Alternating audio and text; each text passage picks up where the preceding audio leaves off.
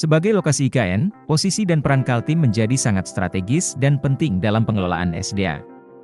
Namun sayangnya, masih ditemukan maraknya tambang ilegal seperti batu bara dan berbagai jenis tambang lainnya yang beroperasi dan dibiarkan beroperasi tanpa ada tindakan dari penegak hukum yang mengakibatkan kerugian negara triliunan rupiah. Komisi 3 DPR RI menemukan berbagai persoalan yang serius dalam penegakan hukum, baik melalui pengaduan masyarakat yang disampaikan langsung, juga melalui rapat-rapat kerja dengan mitra kerja. Dari banyaknya temuan tersebut, hal sangat serius adalah persoalan penegakan hukum di bidang SDA yang mengakibatkan terjadi kebocoran terhadap penerimaan negara. Padahal, telah ditegaskan dalam Undang-Undang Dasar, UUD, Negara Republik Indonesia tahun 1945, khususnya dalam pasal 33 dengan jelas menyatakan bahwa bumi dan air dan kekayaan alam yang terkandung di dalamnya dikuasai oleh negara dan dipergunakan untuk sebesar-besarnya kemakmuran rakyat.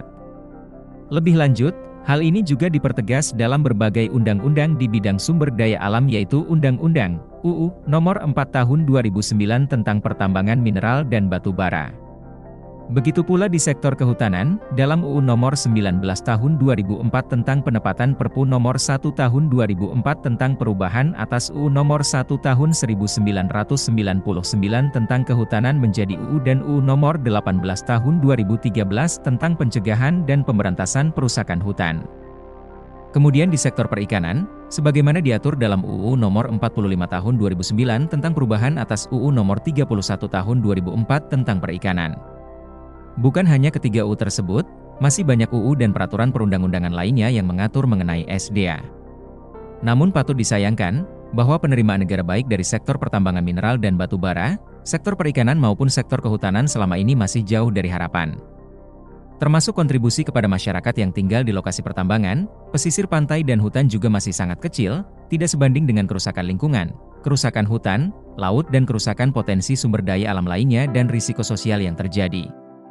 Atas dasar inilah, Komisi 3 DPR RI memandang perlu untuk melakukan kunjungan kerja spesifik ke Provinsi Kaltim guna melakukan pengawasan dan memastikan proses penegakan hukum terhadap persoalan SDA dapat berjalan dengan baik untuk menyelamatkan keuangan negara. Anggota Komisi 3 DPR RI dari fraksi Partai Golkar Rikwanto mengatakan, ada yang salah dalam sistem penegakan hukum di sini. Ada beberapa hal yang menjadi sorotan dalam pertemuan ini. Di antaranya pertambangan ilegal, illegal mining, dan pembalakan liar, illegal logging, penambangan emas tanpa izin, peti, illegal drilling, yang masih banyak ditemukan baik yang sudah ditangani atau belum. Presiden menyatakan ada potensi kerugian hingga 300 triliun rupiah, dan ini ada dari sektor tambang, ungkap Rikwanto. Rikwanto menekankan, kepolisian daerah, Polda, Kaltim dan Kejaksaan Tinggi, Kejati, Kaltim harus menelusuri, menindak, dan merapikan betul-betul dengan serius praktik-praktik liar yang berpotensi merugikan negara ini. Komisi 3 DPR RI akan mendalami persoalan hukum yang terjadi dan mengupayakan solusi agar ke depan tindakan semacam ini tidak terjadi lagi dan memastikan proses hukum terhadap persoalan sumber daya alam ini dapat berjalan dengan lancar sesuai dengan perundang-undangan yang berlaku tanpa ada intervensi dari pihak manapun. Selain persoalan SDA, dalam kunjungan ini juga sekaligus melakukan pengawasan terhadap pelaksanaan keamanan dan ketertiban masyarakat, Kamtipmas, di Provinsi Kaltim. Gangguan Kamtipmas menjadi suatu permasalahan yang sangat rawan terjadi. Berdasarkan data, jumlah tindak pidana pada semester 1 tahun 2023 sebanyak 3.270 kasus, melonjak 45% atau 1.025 kasus dibandingkan periode yang sama tahun 2022 sebanyak 2.245 kasus.